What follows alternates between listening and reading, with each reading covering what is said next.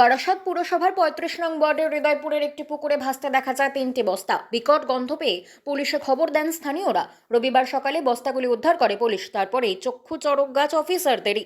বস্তার মুখ খুলতেই বেরিয়ে আসে মানুষের শরীরের টুকরো করা অংশ। প্রত্যেকটি বস্তাতেই দেহাংশ ভরা ছিল।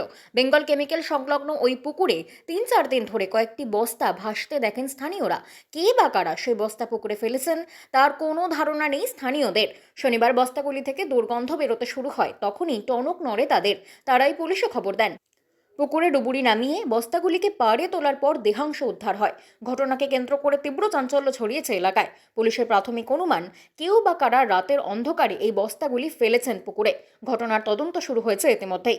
অন্য কোথাও খুন করার পর দেহ কোনো ধারালো অস্ত্র দিয়ে কাটা হয়েছে, তারপর তা প্লাস্টিকের ব্যাগে ভরে পুকুরে ফেলা হয়েছে, এমনই প্রাথমিক অনুমান পুলিশের। ইতিমধ্যেই দেহাংশগুলি ময়না তদন্তের জন্য হাসপাতালে পাঠানো হয়েছে।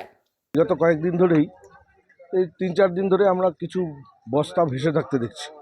তো এখানে তো মাছ ছাড়া হয়, মাছে খাবার দেওয়া হয় বস্তার মধ্যে বেঁধেই। আমরা ভেবেছি হয়তো খাবার দিয়েছে, কিন্তু গতকাল রাত্রেবেলায় আমাদের পাড়ার ছেলেরাই ওখানে পুকুরঘাটে একটা বস্তা ভেসে আসে। সেটাকে খোলার পরে দেখে তার মধ্যে মানুষের শরীরের কিছু অংশ রয়েছে। তারপরে যথারীতি পুলিশকে খবর দেওয়া হয়, প্রশাসনকে খবর দেওয়া হয়, তারা এসে ওইটা রেস্কিউ করার পরে দেখা যায় যে ওখানে একটা সত্যি মানুষের অংশ আছে। তারপরে পুলিশ রেস্কিউ করে নিয়ে চলে যায়।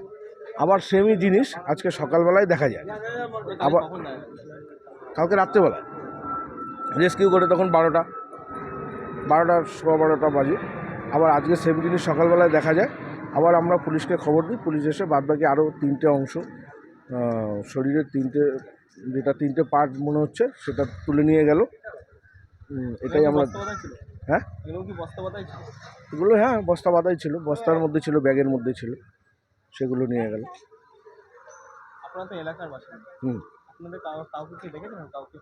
না, এটা তো আমরা এখন অবধি কাউকে দেখিনি। কেউ ফেলেছে কিনা সেটা তো বলতে পারবো না। বাংলা খবর, আপনার রাজনীতি, আপনার আওয়াজ।